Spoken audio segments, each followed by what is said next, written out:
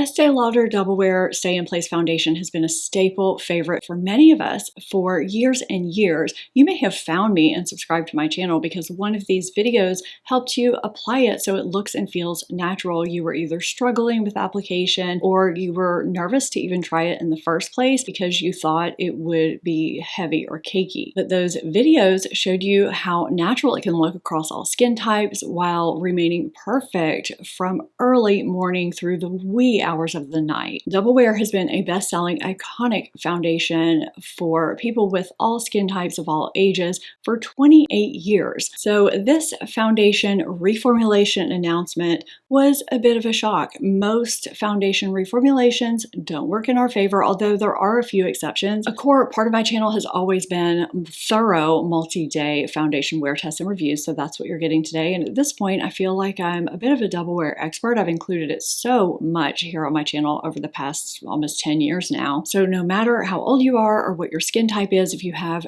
dry, flaky areas, oil-prone areas, or mature skin, you'll see how these compare to one another, how the new version applies on me, wears on me throughout the day, and of course, what my thoughts are. Welcome back to my channel. Welcome if you're new. If the original Estee Lauder Double Wear never worked for you and you're wondering if this new version might, since it's completely reformulated, or if you're like me and you loved the original and you're hoping you'll also love the new, this video is definitely for you, so let's get into it. Estee Lauder has given several reasons for this reformulation, but they haven't stated the big one, which is the same reason we're seeing all these other liquid reformulations, the non-powder reformulations. So the US is following suit with Europe, who is restricting these two specific ingredients to a maximum concentration of 0.1% in all cosmetics due to environmental concerns. And the deadline for this change, this restriction to take place, is June 6th of 2027. And because that amount is so small, most brands are just eliminating those ingredients altogether, requiring significant reformulations. And it's not just foundations, but hair care, skin care, and other types of makeup, primers, eye and lip products. So we're going to be seeing a lot more reformulations between now and that deadline. So the second ingredient in the original Double Wear foundation was cyclopentasiloxane. So regardless of what their other reasons were, they would still have to reformulate this foundation. Another reason for this reformulation I want to touch on really quickly that I think a lot of us will find interesting is something I touched on in my January 18th short when I announced that this reformulation was coming. And that is that Estee Lauder wanted to keep what existing users love about the existing formulation while appealing to new generations of consumers. Basically, they want to try and keep us happy, the people that love it, while appealing to Gen Z. They're bringing in Daisy Edgar-Jones as a new brand ambassador and making the formula fresher and more modern. So take that for what you will, and as we go through, keep that in the back of your mind. It's important you know my skin type before we get started. I have combination skin that's pretty normal around the perimeter and can be dry. I started prescription tretinoin not too long ago, so I am experiencing a bit of dryness here and there, and I get shine and oil breakthrough in the center of my face, so I experience a bit of everything. So it's pretty frustrating for me, but probably pretty helpful for you guys. And I live in year-round heavy humidity here in New Orleans, and it's pretty hot most of the year. That's pretty important for you to know when it comes to foundation and complexion reviews. So the new Estee Lauder Double Wear Stay in Place makeup is $52 for 1 ounce. They did not add a pump to this. I don't know why, although I purchased mine directly from their website and they were giving a free pump at that time. I don't know if they're still doing that. The pump is also available to purchase from retailers if you want to do that. I did that with my old versions. I just like having a pump. There are 70 shades with this new formula, so they did increase the shade range. I picked it up in my same shade, 2N2 Buff, which is described as light medium with neutral, subtle golden undertones. I will say that this new shade, even though it's the same shade, is slightly deeper and more yellow. So they claim this new Double Wear is everything you love about the original, now with better makeup and skincare benefits. It's supposed to be more breathable and buildable. It's supposed to give lightweight, medium to full coverage with a matte but not flat finish, and be more long wearing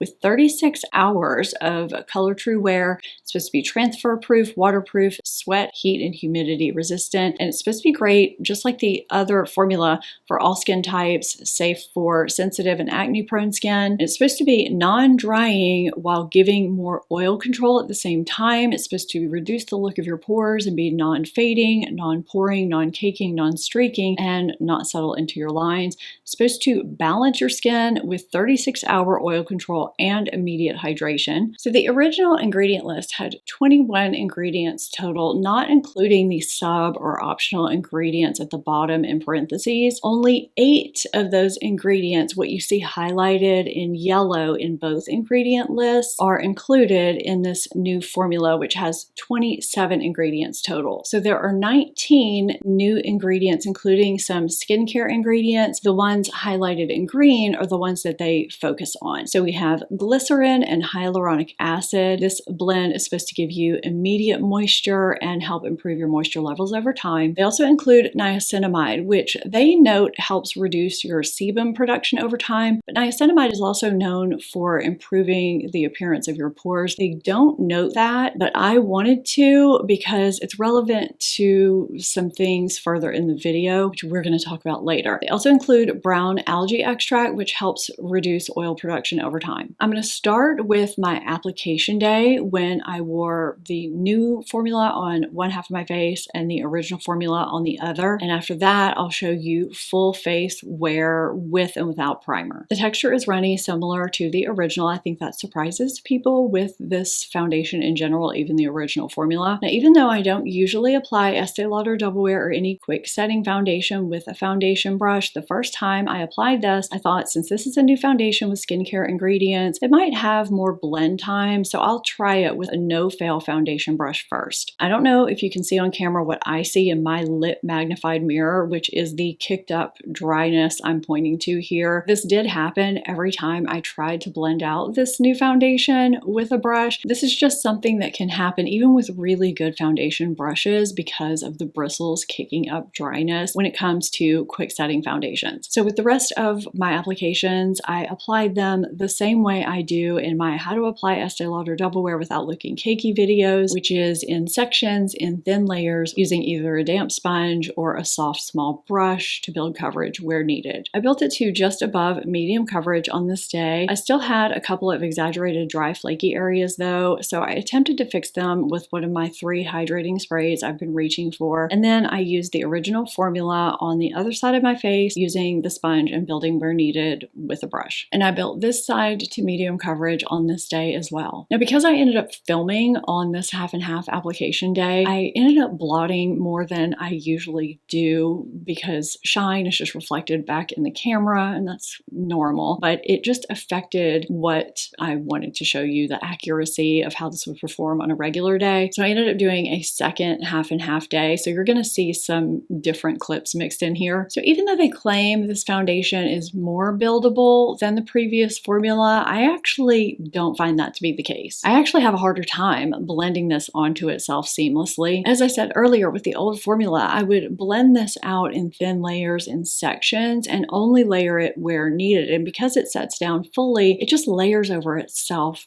really beautifully. And even though before setting each foundation, they appear to have very similar natural radiant finishes, the new formula still feels tacky and sort of unset to the touch, even after several minutes. So when I go to layer it, it goes a bit cakey in those spots. I'm not sure if you can see what I see in my lit magnified mirror on camera. And I know you could see on the back of my hand that the new formula was a bit deeper than the original formula. I was trying to show you that on camera before I finish my makeup and set my face. I'm not sure if you can see that or not. I could definitely see it. Sometimes things just don't come across on camera, but I just wanted to try and show you. So after my makeup is finished, my face is set with powder. I think both sides look fairly similar. It looks pretty natural and flattering. Although I do think my pores look slightly more pronounced and less smooth on the new formula side. That's what I see when I look closely in my magnified mirror.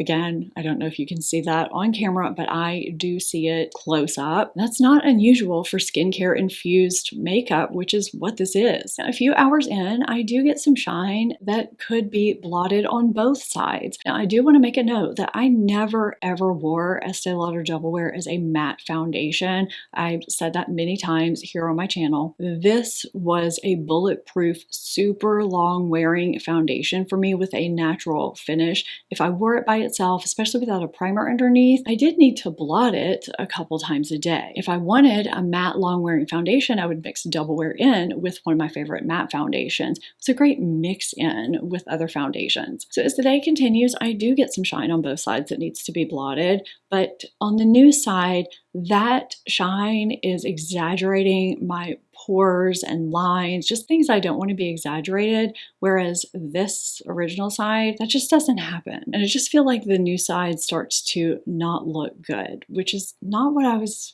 expecting from a foundation that claims 36-hour wear. I feel like I need to make a note here, especially before moving to the full face wear days, that I don't have large visible pores when I'm not wearing makeup. I also don't have texture on my face that you can feel. If I run my fingers over my face, it's completely smooth unless I have a bump, a breakout, or a rosacea flare-up from trying a new product. So I think this new formula looks really nice shortly after application with or without primer. And with my staple, no-fail oil controlling, smoothing primers that work well with the original formula and should work well with this formula, I look fairly smooth a couple of hours in, but I can start to see some shine coming through at that point. And around 3 to 4 hours in, a lot more shine starts to come through. I mean, I think it's a lot more shine, and I can start to see my pores. And later in the day, like 9, 10, 11 hours in, I look oily and textured and just not pretty. So this new formula with primer at the end of a, decently long day, not even 12 hours, is not giving me what the original formula gave me without primer into the wee hours of the night after having it on from early morning. As I'm sure you could guess, without primer, this new formula at 4 hours is even worse when it comes to shine. My face looks basically wet. I never had this problem with the original. I would get some shine, but it wasn't oily, greasy shine.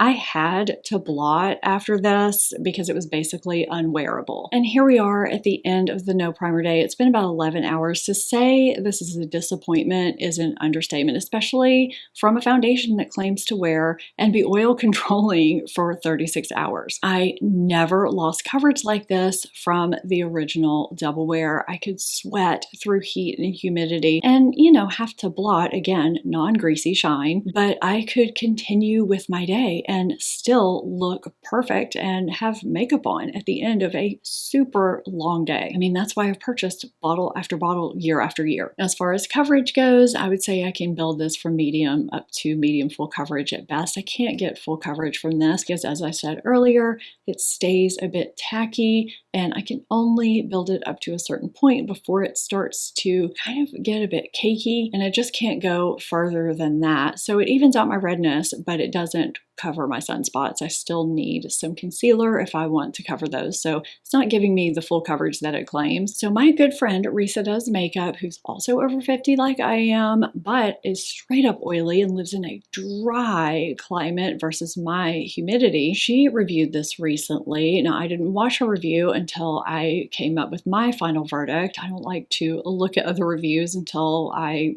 come up with my conclusions. Although Risa and I don't always agree because of our different environments and skin types. She doesn't have any dryness at all, whereas I have dryness and oiliness, but I concur with Risa. This is shinier, it goes oilier than the original formula, it emphasizes pores and texture, and it's not as long wearing as the original. This is another reformulation Reformulation, I think, should have been marketed as a brand new foundation and given a completely different name, especially after breaking down that ingredient list. The formula is so different. It performs completely differently than the original. Now, that being said, I don't think everyone will dislike this. If you're younger and you have smooth skin with no pores and texture that could possibly be exaggerated, if you don't have oily skin, and if you have dry flakes or surface dehydration and you're careful with your application, if you get your application down, this may work for you. Also, if you're someone who tried this using the techniques I suggested in those videos and you just still didn't like it, you couldn't get it to work for you, this formula may be what you're looking for. But if you have been a die-hard Estée Lauder Double Wear user for years and years, and you're hoping that this new formula will be on the same caliber, if it's somewhat close to the same, unfortunately, that answer is no. This is a completely different formula. It's a completely different foundation. So if you fall in that last camp and you're unsure what to replace your beloved Estée Lauder Double Wear with when you run out, I've always said there's no true dupe. There's no exact formula that's quite like this, but there are other foundations that wear really, really well throughout the day and are flattering. They stay flattering. I did a best long wear foundations video in May, I think, of 2025. I'll put it up in the corner and down in my description box and at the end of this video if you want to catch that. Although I know a few of those foundations have those banned ingredients in them. So I'm going to work on an updated video that doesn't include those foundations that I know are going to be reformulated between now and June of next year. But in the meantime, if you want a couple of drugstore options, the new NYX Make 'em Wonder is really nice. So is L'Oreal Infallible Fresh Wear. Neither of those have those two soon-to-be banned ingredients in them. Benefit Cosmetics The Professional is somewhat new. It really impressed me. Guerlain Terracotta Latent Healthy Glow, Chanel Ultra Latent, MAC Studio Fix Fluid, and House Labs, those come to mind, but I'm going to work on an updated best long wear foundations video that includes foundations with neither of those soon to be banned ingredients. I think we all had a feeling this wasn't going to go the way we wanted it to, and unfortunately for me, it didn't. I would love to know if you've tried this, if you like this new formula. I know some people will. Let me know what your thoughts are in the comments down below. If you found this helpful, I would love it if you would give this video a thumbs up. And of course, subscribe to my channel if you're not already. Thank you so much for watching, and I will see you in my next video. Bye.